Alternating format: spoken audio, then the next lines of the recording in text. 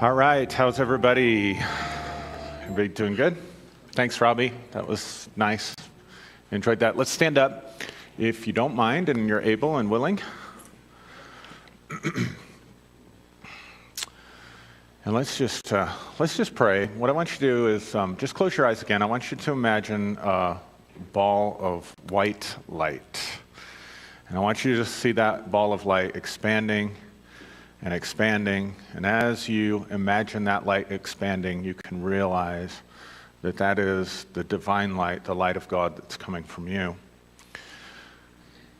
And together, all of that energy manifests both within us and around us a holy temple. And within that light are all the beings who are holy and pure, loving and serve God, that have been sent to assist and to help us. And so, Lord, we give you thanks, and so it is. Amen. You be seated. Everybody feeling good? I'm feeling good today. So I want to acknowledge we have some guests. Right back here. We have Belle Twig and her husband John with us today. Why don't you guys just stand up? They've been our guests for all weekend, and Belle did some teaching Friday night on the Kabbalistic tree of life and the Sephirot, and it was really good. It was different. John did some movements and stuff with us. It was really cool. We had a really great time with that, and it helped us kind of embody and experience the tree of life in a way that certainly I hadn't. I really got a lot out of it.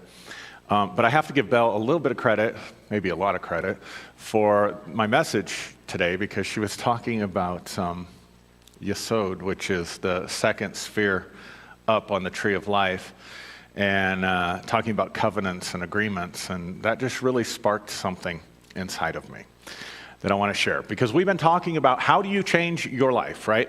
How do you make a change? Anybody have something they want to change, anything, or is everything just perfect? If everything's perfect, that's great. Don't change a thing. But I kind of think the whole point of this life is for us to grow and for us to develop and for us to learn. And if that's going to take place, then guess what? We have to change. And so sometimes we allow ourselves, or whatever, we get too comfortable with whatever. And so life sends us challenges, or we notice things about ourselves that we didn't notice before. And all of this stuff, right, is opportunities for us for growth and change. And I really do believe that one of the early church fathers said something like this. He said, the Holy Spirit was sent to you to mentor you on how to be God. And I hope I get this right. One of the things Belle said that I loved, a couple like one-liners I picked up from her. One is, you are God's sensory vehicle. And then how did you say that other thing? You are God, knowing God is other than God. Did I get that right? That you are, in your essence, God, knowing God as other than God. Let that sink in for a minute. You are God in your essence. You're divine. You have that divine spark within, right? So you are God, knowing God as other than God. So basically, you're the divine experiencing itself as other than itself. It's a mind-boggling thing.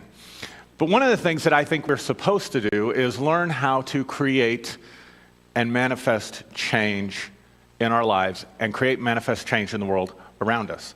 And there's this fine line, I think, between this idea that you can be sort of Aladdin's all-powerful genie that can just, change and transform anything you want, right? We know that's not true. At least, I hope we know that's not true. Right? We know that's not true, but at the same time, we're not meant to be just effects that are just kind of floating around and being subject to all the different causes that are going on around our lives, right? So we are supposed to influence the changes and influence the outcomes that we have, and we have a lot more power to initiate change and change outcomes and change our environment and all kinds of stuff that we have the ability to influence and change. But all of it starts with us. See, if you're too outwardly focused, then you're going to think that in order for life to, I don't know, work for you, maybe so you have peace, maybe so you have happiness, whatever. If you're outer directed, what's going to happen is you're going to focus all your efforts and all your energy on trying to work the problem out there, trying to change the problem out there. That was my problem a long time ago with a lot of what was going on in the so-called prayer movements and whatever. It was all focused on, changing things out here. And invariably, when I start sharing principles about how you can change situations, I'll have, and please don't, nobody get offended at this, but it's just been 20 some years of this, right? I will have people come up and say, well, what do I do about so-and-so? And I know you care about that person and you love that person, whatever, but basically that person's life is their business. And God gave them free will just like he gave you free will.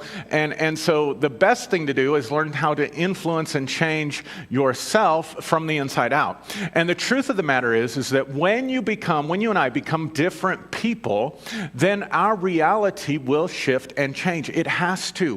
When you become a different person and you're making different choices and you're giving off a different vibration, then the things that are around you are going to begin to match the level of where you are. Does that make sense to you? And the idea is to be able to transcend whatever you're going through, so that if the highs are really high, you're not getting too high. And if the lows are really low, you're not getting too low. You see what I'm saying? Because otherwise, you're still at effect. And you can't operate from cause if you're at effect. Does that make sense? So I want to talk to you, the biblical term for this is covenant, but basically I want to demystify it and just talk about agreements. Everybody say with me, agreements. So one of the primary, most basic human powers that God gave to us was free choice and free will. It's incredibly basic, right? Now, let's think just for a minute. How does free will operate? Free will operates entirely on yes or no. Entirely. It's really that simple.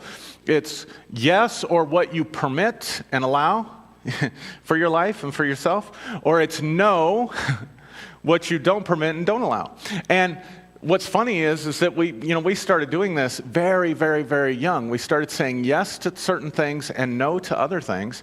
And we continue to do that, oftentimes operating at a level that's completely unconscious. For example, there are things that you would like to change, but you don't seem to be able to change them. Yes? Ever have a bad habit? Anybody ever have a bad habit? Okay, I know nobody in here has bad habits because you sat next to Jesus, whatever. Or we don't like to admit it or whatever, right? I have some habits I'd like to change. I can just tell you that right now. I don't mind. I'm not ashamed to say it. Okay, let's do it this way. Anybody want to establish some good habits but have some difficulty doing that? Okay, that's better. People, you can relate to that more. Okay. But so the problem of habit is this. It's learning to say yes to what you used to say no to on a habitual basis, and learning sometimes to say no to what you used to say yes to on a habitual basis. But if you can just break down habits into yes and no, it becomes a little bit easier to change. If you could just realize, we make ourselves victims of our habits. Well, I just can't quit, or I just can't get myself going on. You see it? When in reality, the issue is I just can't say no to this or yes to that. I haven't learned to do that yet.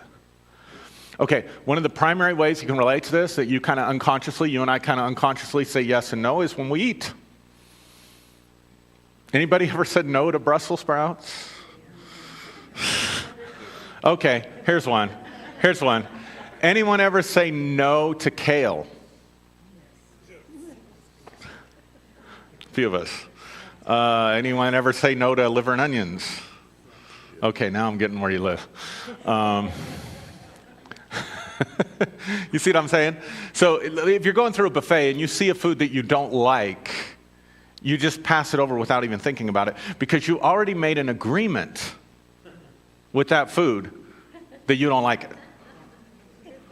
And I don't know if it's true. It probably isn't. I've never researched it. It might be a wives' tale, but my mom used to tell me, probably because she was trying to get me to eat something. You know, when I was younger, I'd say, oh, ew, I don't like, whatever you do as a kid. And she's like, well, your taste buds change every 7 years. And anybody ever heard that one? Now, I don't know if that's true, but I made an agreement with that. See, there's another agreement. Because, see, I'm little, and mom's the authority, and mom says, your taste buds change every 7 years. So I'm like, oh, yes, okay. So I was able to try food that I didn't used to like that now I really enjoy. And so I'm thankful I made that agreement, whether it's true or not. But see, it allowed me to change on a very simple plane, very simple level. It allowed me to completely change my experience by changing my mind about what I said no to in terms of food and what I said yes to in terms of food, so that now I'm able to enjoy things that I never would have enjoyed before if I'd have clung to the old agreements. You see it? So this can function at every different level. In church, some of you, okay, nobody here. But in a lot of churches, especially smaller congregations, you have a agreement with your seat. And you don't even realize it. It's a habit. But you walk in, you say no to all the other seats, and you sit in your seat. And I know nobody in here is like this, but heaven forbid we have an influx of visitors and you're running just a little bit late, or you just assumed that, that chair is going to keep its agreement with you because you're keeping your agreement with that chair. And you walk in and all of a sudden, oh, there's strangers sitting in your chair. And it's greeting time. You're like, I'm going to go greet them. They're sitting in my chair. Or heaven forbid if it's not a stranger. Heaven forbid it's somebody that's been coming. And they just decided, you know what, I'm going to sit somewhere else. And they just plop down. Oh, my God, this is room for offense. What are they doing? They know that I sit in that chair. How dare they? They have an agreement with that chair over there, not this chair.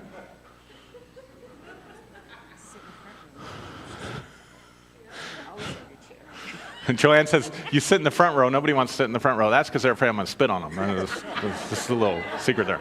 And sometimes the thing they greatly fear comes upon them.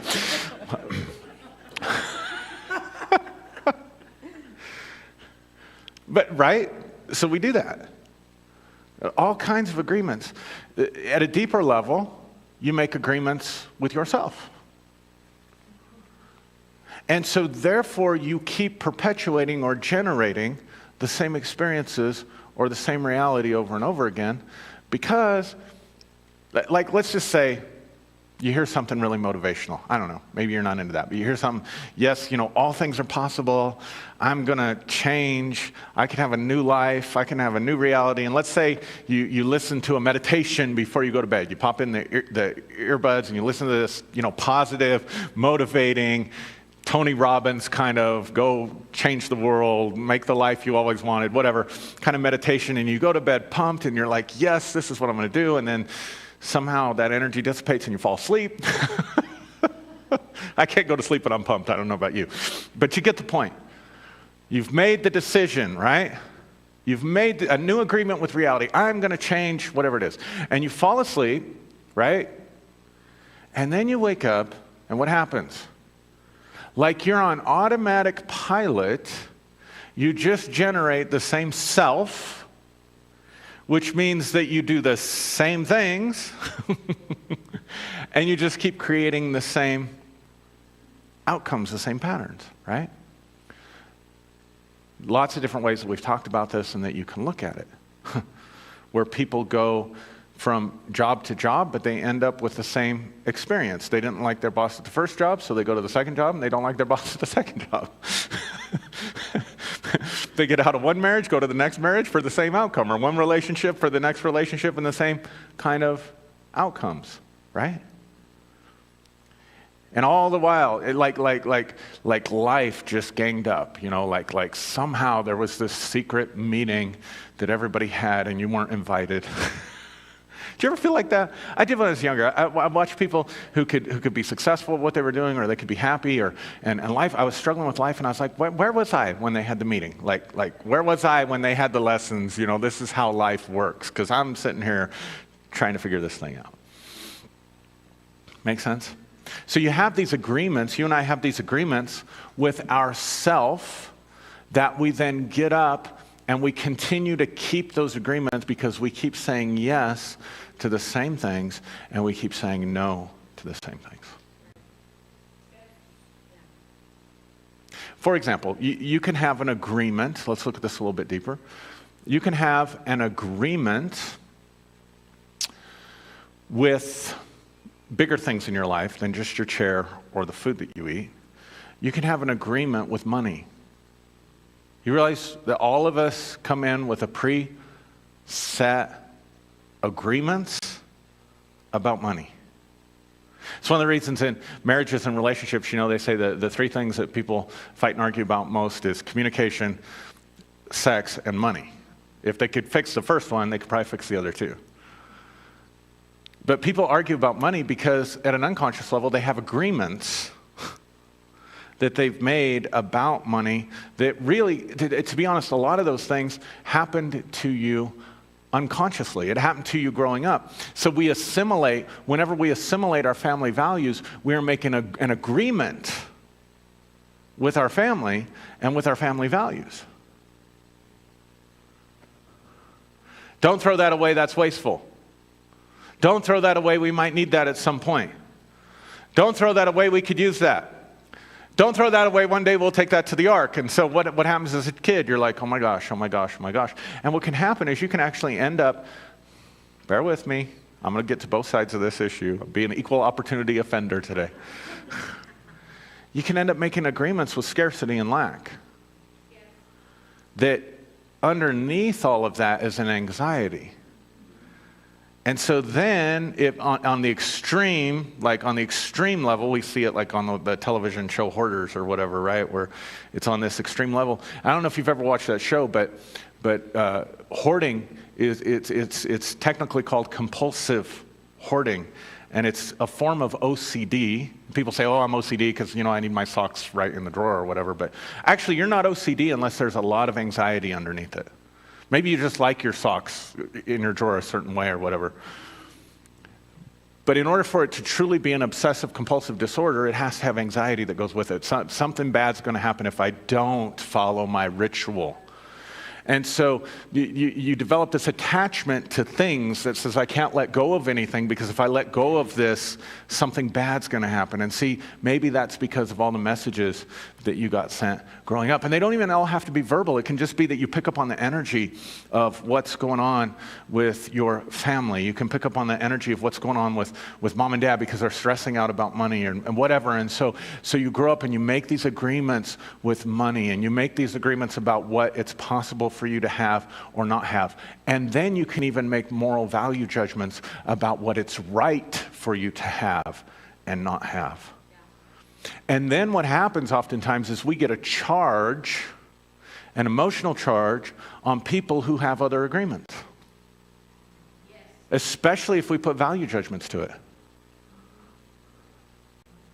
So if you have lack, you can end up having a charge on people who don't choose to walk and live the same way. Or if you have abundance, you can have a charge on people who have lack because maybe there's an underlying guilt there that you feel like you were taught, with what you were doing, that it was greedy.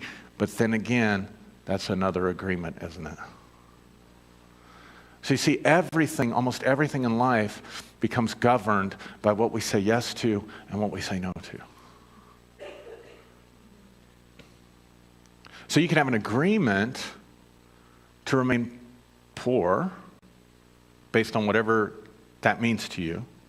Or by the same token, you can have an agreement that life just isn't going to work unless you have wealth, right?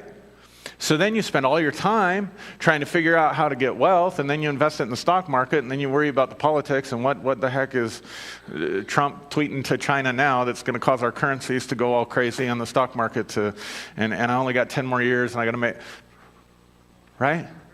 Because you made an agreement, if I don't have this much in retirement, if I don't have this much in savings, if I don't have this much, then my life isn't valuable or I'm not safe. So even though you've got this abundance, because the agreement's inside, you still don't have peace. I think, okay, true confession right now. You know who my favorite person in Hollywood is right now? Jim Carrey. Absolutely the truth. And here's why. Now, I didn't like some of his movies. Some of them I did, some of them not so much. But here's the thing.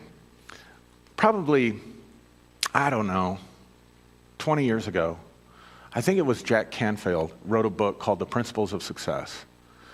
And in there, he talks specifically about Jim Carrey and how when he came into Hollywood, he started using all these things that, people call the law of attraction and whatever, and we might call it faith to a certain degree, but he would stand up and just declare in the present tense, everybody in this town wants to work with me. I think he made out a check to himself for something like $7 million was his first check, and he hung it up there and he was looking at it. So he's doing all that stuff, right, that they teach us. He's visualizing it, he's declaring it, he's doing all this stuff, right? And I think, if I'm not mistaken, his first big paycheck that he got for a movie was exactly $7 million. And so here's a guy that, he knew what he wanted. He used, if you will, esoteric principles to get what he wanted. And there was one time I remember, not many years ago, it was a few. The older you get, the more you lose track of them. It's a couple years, oh, wow, that was 10. Wow, that went quick. But I remember reading an article in People magazine while I was waiting for a doctor's appointment or something. It was called The Death of a Movie Star. And it was talking about how movies these days don't depend upon the name to draw people into the box office. And if you notice, more and more movies are getting away from the big names. And there were a few exceptions. Robert Downey Jr. was an exception. I think at the time Will Smith was an exception. And I think at that time Jim Carrey was the biggest exception of that. So he made it to the pinnacle, right? Only to figure out, and I heard him share this in a video, in an interview, only to figure out that he thought if he got everything out here that he wanted, that it would give him in here what he wanted. Only to get to the absolute top of his field, right? In a market that is so extremely competitive, right? To be the top in the world at what he does and say, this didn't get me what I thought I wanted. And he went through the most dynamic spiritual awakening. And he says, now I realize that Jim Carrey was just a role that I play, but that Jim Carrey does not exist. He's just really putting out some cool stuff. You can go on YouTube and stuff and listen to some of the stuff that he does.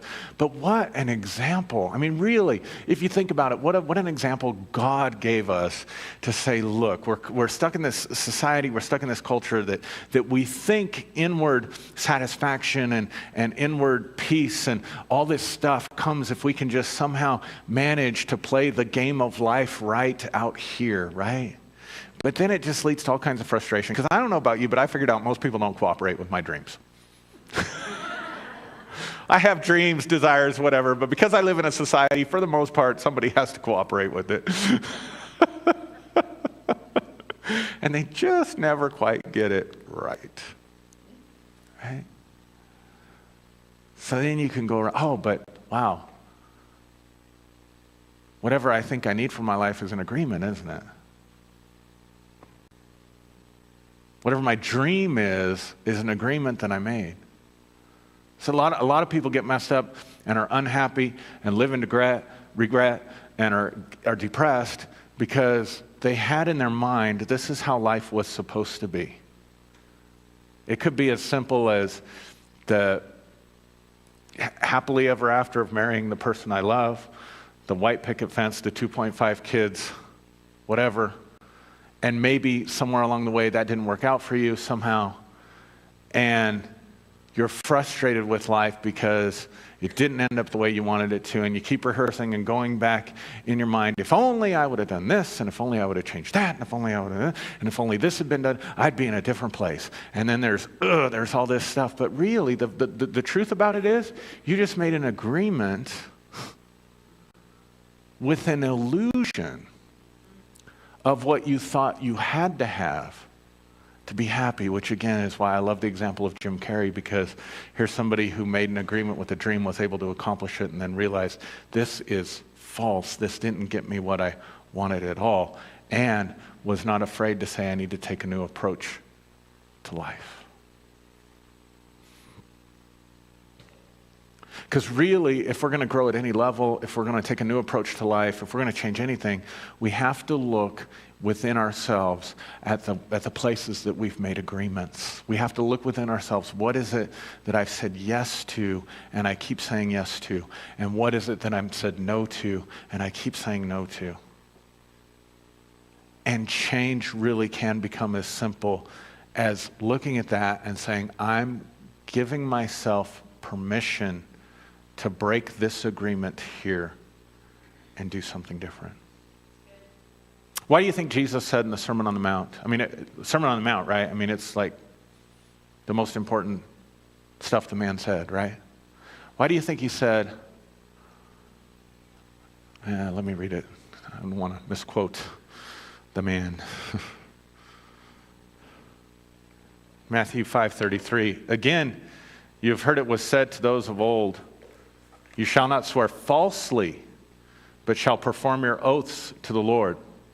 But I say to you, do not swear at all, neither by heaven, for it is God's throne, nor by earth, for it is his footstool, nor by Jerusalem, for it is the city of the great king, nor shall you swear by your head, because you cannot make one hair white or black. Boy, that's the truth, isn't it? Well, we can't now, actually. Sorry, Jesus. Just go to Sally's and buy a bottle of hair dye. But anyway, you get the point, right? Listen to this. But let your yes be yes and your no be no. Watch this. For whatever is more than these is from the evil one. I always read that, for years. It just meant just have integrity with what you say. Like you don't have to make a promise. I think Jesus is touching on something much deeper. I think what he's saying to us, because he never says in there you can't change your yes or your no. See, the issue is if you've bound yourself with an oath, then you cannot change your yes or your no. I think what he's saying is don't bind yourself by what you say yes to and what you say no to, so that you put yourself in a position where you feel like you can't change. Yes, but I promised. Yes, but I said.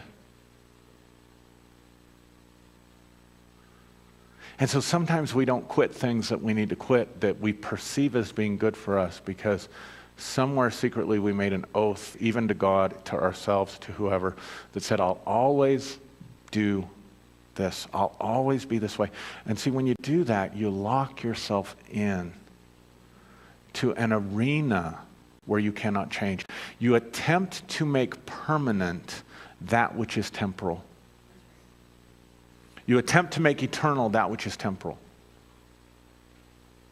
Anything in this life that you're living in this body out here is transitional, is temporary, and will pass away. Everything that's good will have its moment in the sun, and the sun will set. And everything that's bad will be like a wave that can come in, but then recede like the tide. So everything out here is temporal. And the only way for you and I to function as God, to function as children of God, to function in our light, is to understand that it's that divine light that is eternity invading that which is temporal, and you shall not take that which is eternal and bind it to that which is temporary. Because you lock yourself into form, and it inhibits your ability to change your mind. It inhibits your ability to say no to something that you used to say yes to say yes to something that you used to say no to. And if you cannot change, you haven't learned. And if you haven't learned, you cannot grow. And so one of the best things that we can do is just take a deep breath and let ourselves off the hook and say, the agreements that I made back then, many of them I made unconsciously. Some of them I made by choice. Some of them I made very self-righteously. Kind of like eating at the tree of the knowledge of good and evil. And not realizing sometimes that the good is just as deadly as the evil. The only problem is it's more deceptive. Because sometimes we say yes to things that we think are going to be really good for us, and we get to where we consume them, and they make us sick, and then we're embarrassed, and we're confused, and we're messed up because we're like, oh yes, but I did the right thing. I did the right thing. I did the good thing. And we're just, right? It's okay to change your values. It's okay to change your mind. It's okay to change your beliefs. It's okay to change your covenant agreements. Because even God, in the story, you come to a place in Jeremiah where he says, the days are coming that I'm going to make a new agreement. And it's not going to be like the old agreement. I'm going to do it differently this way.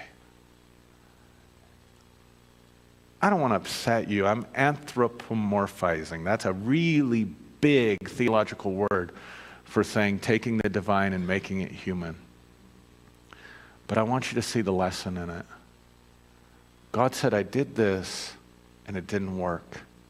So I'm changing my mind and I'm doing this instead, which shows growth in God. You see it? So how much more us? So I want you to close your eyes right now.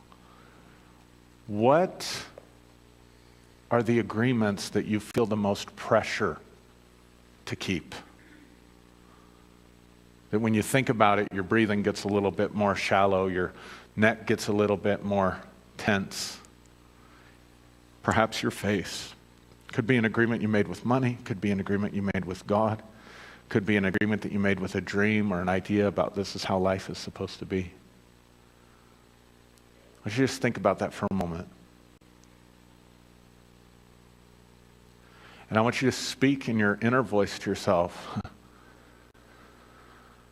and say, I don't have to change this agreement.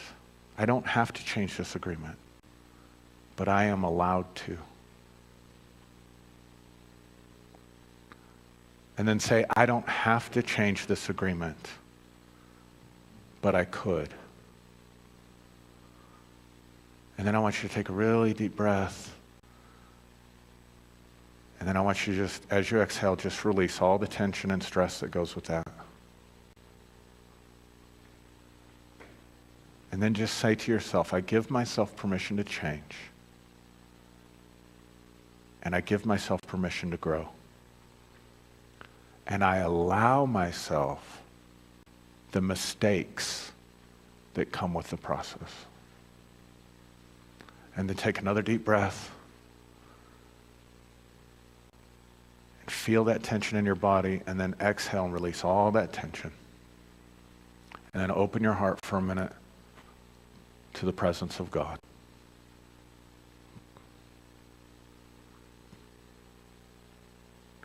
And maybe you can hear the whisper of God say,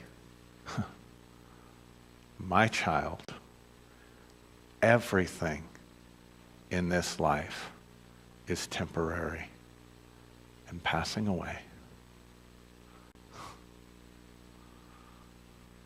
Don't cling to any of it. God bless you. Have a wonderful day. Thank you.